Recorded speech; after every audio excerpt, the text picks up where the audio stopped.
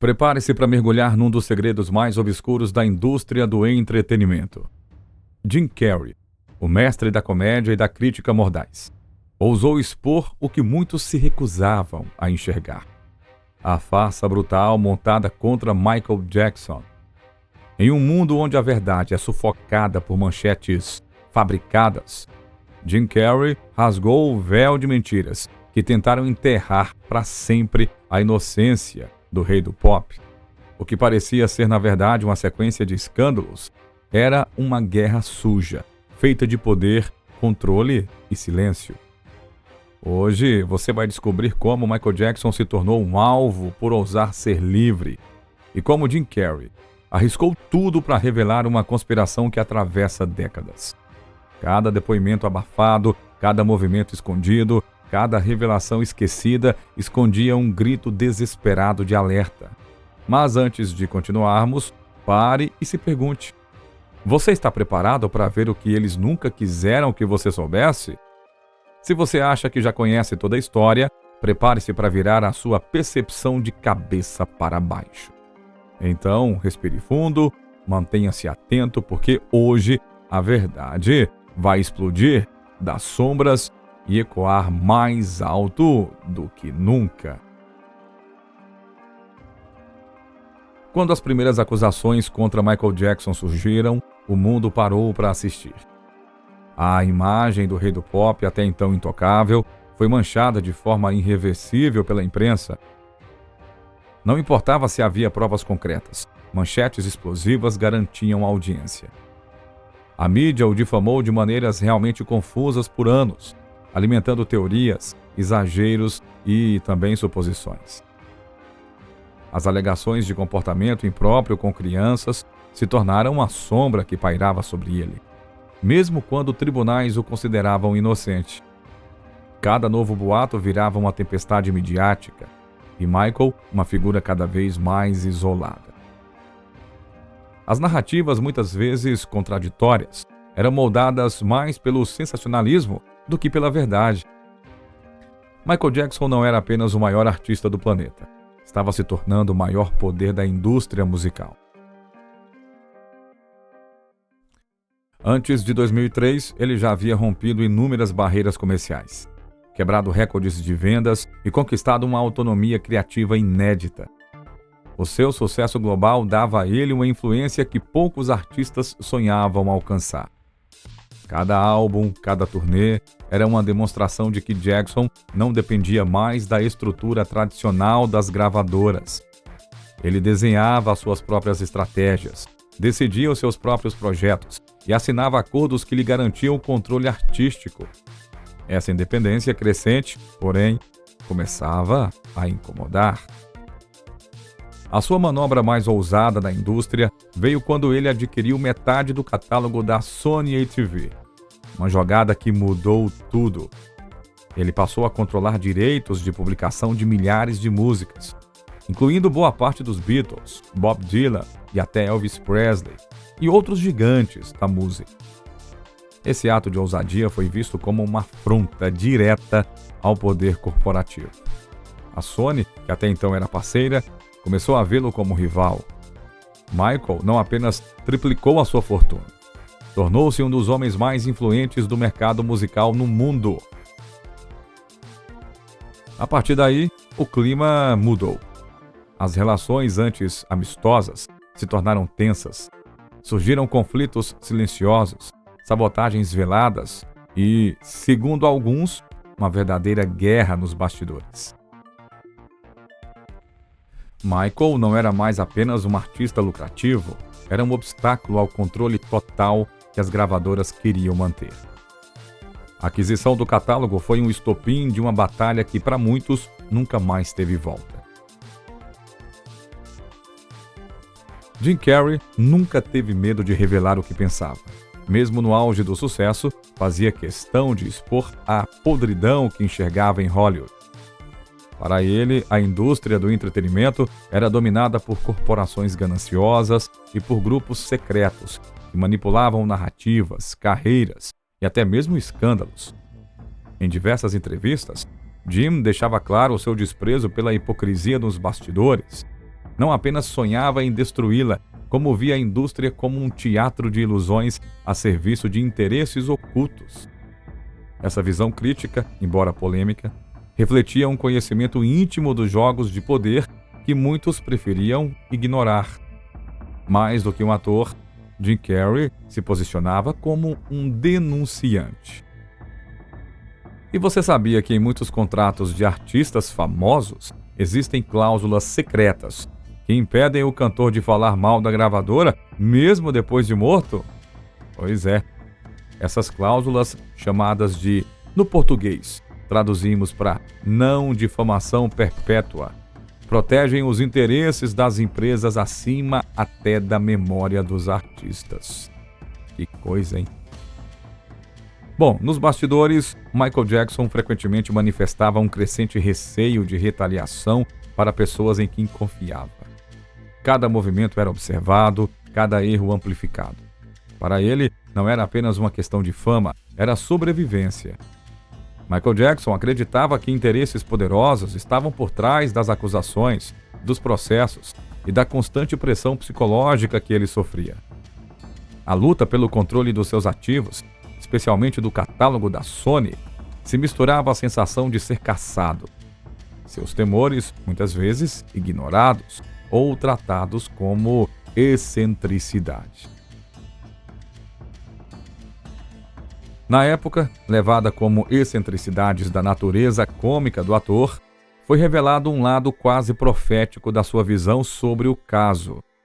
Jim Carrey não poupou críticas à mídia, denunciando uma verdadeira conspiração entre veículos de comunicação e também o Ministério Público para manchar a imagem de Michael Jackson.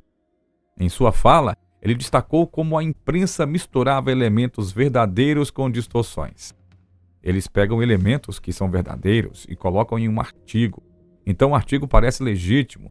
E, no entanto, há muito do artigo que não é verdade, disse ele. Jim Carrey expôs o que muitos suspeitavam, mas poucos tinham coragem de dizer em voz alta.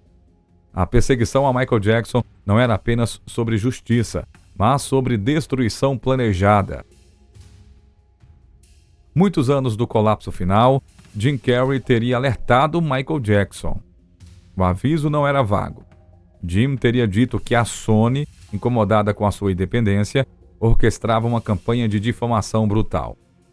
Para Jim, não era apenas uma teoria. Era uma certeza nascida de anos observando como a indústria agia quando se sentia ameaçada. Ele acreditava que o cantor, ao desafiar as estruturas tradicionais de poder, havia cruzado uma linha invisível, a mesma linha que ninguém podia ultrapassar sem consequências. Esse alerta ecoava o medo que Michael Jackson já sentia, confirmando as suas suspeitas de que algo muito maior se movia contra ele. E se você também acredita que o silêncio esconde verdades perigosas, deixe o seu like agora. Aproveite para se inscrever no canal.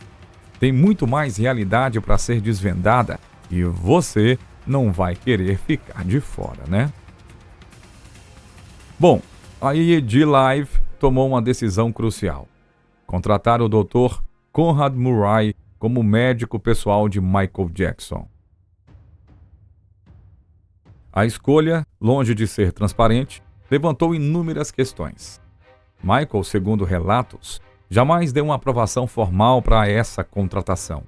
Um detalhe que se tornaria fundamental após a sua morte. A decisão da EEG parecia atender mais a interesses próprios do que às necessidades reais do astro. O contrato focava menos no bem-estar de Michael Jackson e mais na garantia de que ele iria cumprir as exaustivas demandas da turnê. A presença de Murray, bancado pela produtora, adicionava uma camada de pressão ainda maior a um artista já fragilizado. Mais do que um médico, Murray parecia ser o seguro que a EEG precisava para proteger os seus investimentos. Cerca de um mês antes da tragédia, Dr. Conrad Murray passou a acompanhar Michael Jackson de forma constante. Oficialmente, a sua função era simples: manter a saúde do cantor sob controle para que ele pudesse enfrentar a maratona física da turnê This Is It.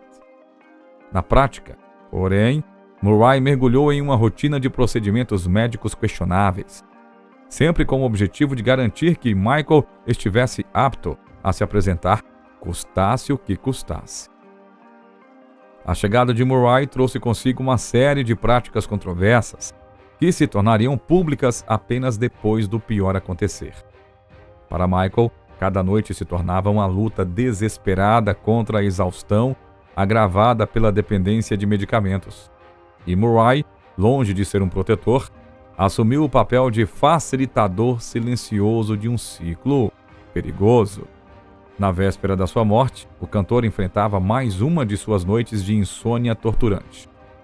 O Dr. Conrad Murray, seguindo uma rotina que já se tornava alarmantemente comum, administrou diversos medicamentos, entre eles o potente anestésico Propofol, uma substância que jamais deveria ser usada fora de um ambiente hospitalar.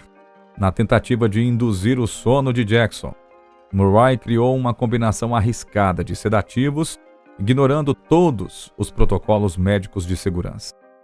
Era um jogo perigoso. Aliviar a insônia a qualquer custo, ignorando os riscos fatais envolvidos. A prática já havia se tornado tão habitual que, naquela noite, nem o próprio Michael Jackson parecia perceber o quão perto estava do colapso. O Propofol, considerado uma droga de último recurso, até mesmo em cirurgias, foi administrado como solução caseira, expondo Michael Jackson a um perigo silencioso que, nas primeiras horas da manhã seguinte, cobraria um preço irreversível. Quando o médico Dr. Conrad Murray percebeu que Michael Jackson não respirava, o desespero tomou conta. Michael estava inconsciente, com pulso fraco e sinais vitais quase inexistentes. Minutos críticos se passaram enquanto Murray tentava, de forma desordenada, reverter o quadro. O quarto, improvisado como uma espécie de sala de tratamento, testemunhou a luta desesperada do médico e o seu fracasso. Cada segundo perdido era vital. O Propofol, somado a outros sedativos, havia cobrado o seu preço com brutalidade. Ali, naquele ambiente caótico e improvisado, a estrela mais brilhante do pop mundial começava a apagar de vez. As tentativas de reanimação não seguiam protocolos claros. Pareciam impulsos de desespero, não procedimentos médicos. A decisão mais suspeita daquela manhã foi a demora em chamar socorro. Dr. Conrad Murray, em vez de acionar imediatamente os serviços de emergência, ao perceber a gravidade da situação, hesitou. Entre tentativas de reanimação falhas e uma preocupação evidente em esconder vestígios do uso inadequado de medicamentos, preciosos minutos foram perdidos. Quando a ligação para o 911 finalmente foi feita, o tempo que poderia ter feito a diferença entre vida e morte já havia se esgotado. O operador do serviço de emergência ouviu um relato confuso e alarmante. Cada segundo sem oxigênio comprometia ainda mais as suas chances. A omissão e o medo de repercussões legais falaram mais alto do que o dever médico.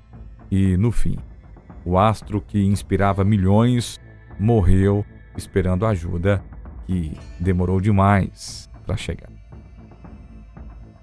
O cantor Michael Jackson foi declarado morto no Hospital Centro Médico UCLA em 25 de junho de 2009.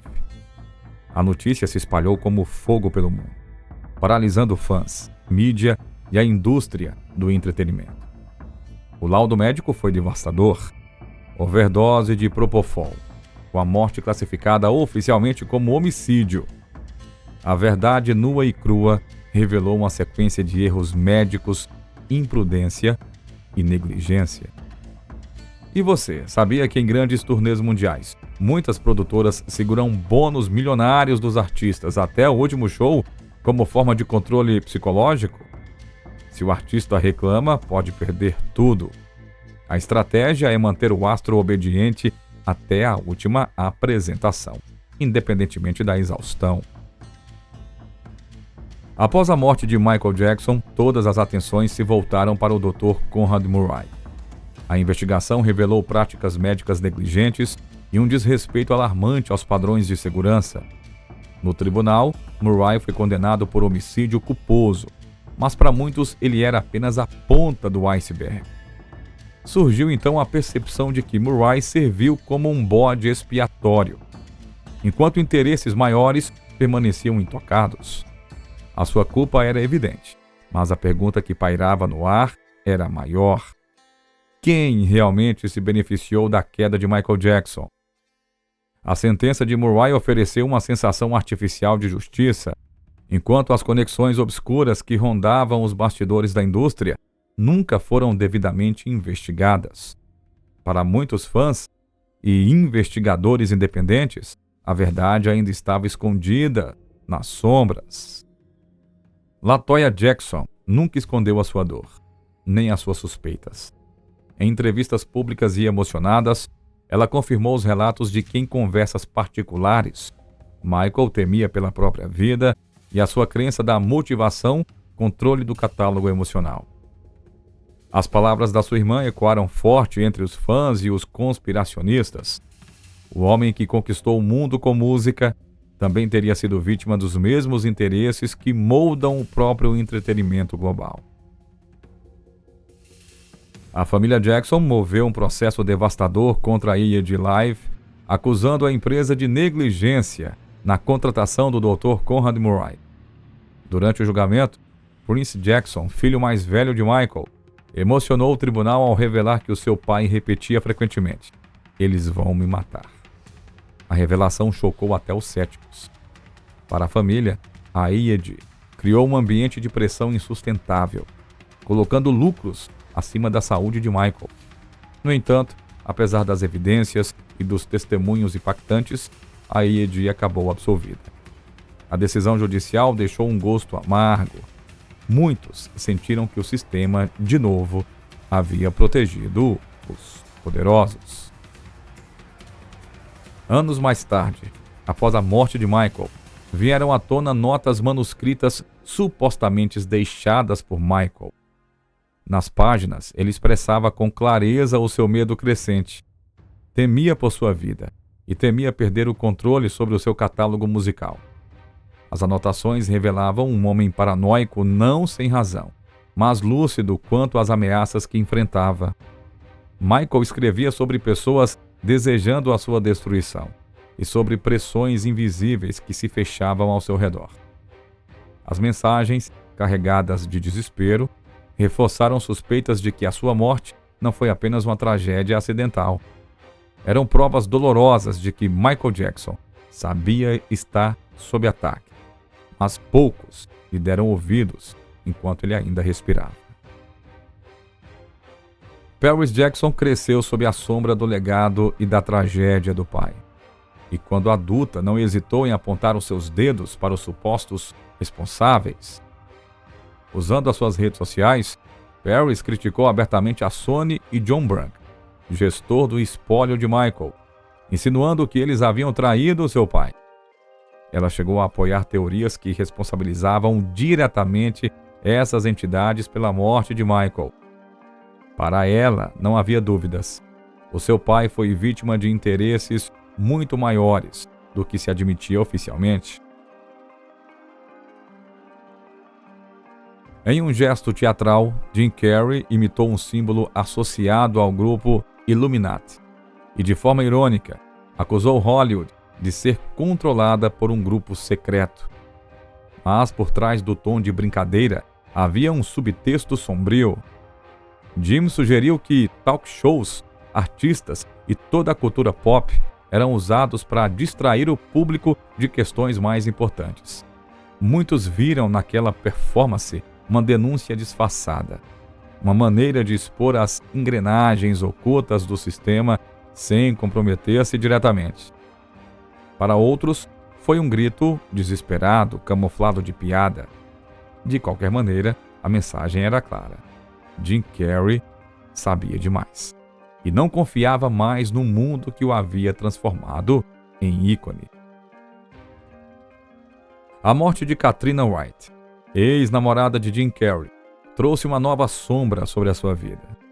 Katrina morreu por overdose e seu ex-marido entrou com um processo contra Carey, acusando-o de ter fornecido os medicamentos que levaram à tragédia. Para alguns observadores atentos, o processo parecia mais do que uma simples disputa legal. Soava como um aviso, uma forma de silenciar ou desestabilizar Jim após as suas declarações polêmicas contra Hollywood. A narrativa pública rapidamente se contaminou com acusações e suposições. Enquanto a dor real de uma perda humana se desenrolava, a especulação sobre possíveis conspirações crescia. O episódio marcou um ponto de inflexão na vida de Jim, que se afastou ainda mais dos holofotes. Para os que acreditam em pressões invisíveis contra vozes dissidentes, a morte de Katrina e as suas consequências legais representaram um golpe calculado, feito para destruir a credibilidade emocional e pública de Jim Carrey. Aos poucos, Jim desapareceu do centro da indústria que o consagrou. Papéis grandiosos deram lugar a ausências prolongadas. O ator que sempre desafiou o sistema passou a viver recluso, mergulhado em arte e filosofia. Muitos acreditam que esse afastamento não foi totalmente voluntário. Para teóricos e fãs atentos, Jim Carrey sofreu retaliações sutis, convites reduzidos, projetos sabotados e uma lenta erosão de oportunidades. A crítica à indústria, feita de forma tão aberta, cobrou um preço. No lugar do humorista explosivo, surgiu um homem que preferia questionar o sentido da fama e expor as estruturas invisíveis que sustentam o show business. O silêncio das grandes plataformas sobre o seu desaparecimento apenas alimentou as suspeitas. Jim Carrey, que por tanto tempo provocou risos e admiração, se tornou símbolo de algo maior, a resistência solitária contra um sistema que premia a obediência e pune aqueles que ousam falar demais. Agora conta pra gente. Você também acredita que Michael Jackson foi vítima de algo muito maior do que disseram? Comente aqui abaixo. E aproveite para ativar o sininho, tá? Não perder nenhuma revelação. Ainda falando sobre Jim Carrey, o seu rompimento com Hollywood era definitivo. Durante a entrevista, declarou abertamente que não queria mais fazer parte do que chamou de negócio sombrio. Para ele, a indústria que antes o celebrava havia se tornado um teatro de manipulação e corrupção. Jim foi além. Disse que o seu objetivo era destruí-la, expondo as engrenagens invisíveis que controlavam não apenas os filmes, mas a própria narrativa cultural. A entrevista, claro, chocou a todos, mas também confirmou que ele vinha sugerindo há anos em performances e aparições públicas. Entre as alegações, surgiram acusações graves de crimes, e mais surpreendente ainda, o nome de Farhane Muhammad acabou aparecendo ligado ao suposto encobrimento dessas ações. Para quem acompanha os bastidores da indústria, a presença de Muhammad não passou despercebida. Ex-chefe de segurança de Michael Jackson na época da sua morte. O seu envolvimento em um novo escândalo de grandes proporções levantou ainda mais suspeitas. As acusações alimentaram teorias de que o poder real de Hollywood e da indústria musical passa por redes muito mais obscuras do que se imagina. A investigação sobre Muhammad revelou detalhes perturbadores da sua ligação com Michael Jackson. Ele atuou como chefe de segurança do cantor em seus últimos meses, mas o seu histórico levantou desconfiança. Breve período de trabalho, pouca experiência comprovada e uma atuação cercada de falhas. Fontes sugerem que a sua verdadeira função poderia ter sido muito além da proteção física. Surgiram teorias de que Muhammad seria um handler, um agente infiltrado para controlar celebridades em momentos de vulnerabilidade. Há ainda alegações de que ele teria conexões com agências de inteligência, o que reforçava sim a narrativa de que Michael Jackson não era apenas vítima de negligência, mas de uma operação deliberada. O controle sobre Michael Jackson nesse cenário seria parte de um jogo maior envolvendo dinheiro, poder e silêncio. Com o tempo, as entrevistas ignoradas de Jim Carrey voltaram a circular nas redes sociais, ganhando novas interpretações. Em retrospecto, cada fala parecia carregada de avisos sobre a verdadeira natureza da indústria. Jim não apenas defendia Michael Jackson, expunha uma estrutura de poder que silenciava, manipulava e destruía quem ousava resistir. Em cada gesto, em cada frase aparentemente absurda, havia mensagens cifradas sobre o que acontecia nos bastidores. O ressurgimento dessas entrevistas alimentou movimentos que buscam reexaminar não apenas a morte de Michael, mas o papel da mídia e das grandes corporações no controle de narrativas públicas. Com todas essas revelações, a teia de teorias da conspiração em torno de Michael Jackson e de Jim Carrey se intensificou. Ao juntarmos tudo o que revelamos, uma narrativa começa a surgir. Envolvimento da Sony, o espólio de Michael Jackson, a indústria musical e até agências de inteligência em um plano unificado para silenciar, controlar ou eliminar vozes consideradas perigosas. A morte de Michael Jackson, o afastamento de Jim Carrey, os processos envolvendo segurança pessoal e as denúncias de manipulação midiática formam um quadro que, para muitos, não pode mais ser ignorado. E depois de tudo o que revelamos, a pergunta que fica é inevitável. Quantas verdades ainda estão aprisionadas sob o peso do silêncio, hein? A história de Michael Jackson expõe mais do que a tragédia de um gênio. Revela o preço cobrado por desafiar o sistema. Jim Carrey viu, denunciou e pagou caro. Cada entrevista esquecida, cada voz calada, cada escândalo fabricado desenham um padrão perturbador que poucos ousam enxergar. E se você também acredita que a verdade não deve ser enterrada, compartilhe esse vídeo. Deixe o seu comentário e adicione a sua voz a essa corrente invisível que resiste ao apagamento. O poder manipula, distorce e elimina, mas quem questiona, quem reflete, quem não aceita a versão fácil, se torna parte da verdadeira revolução silenciosa. A sua opinião aqui é mais do que um comentário, é um ato de resistência.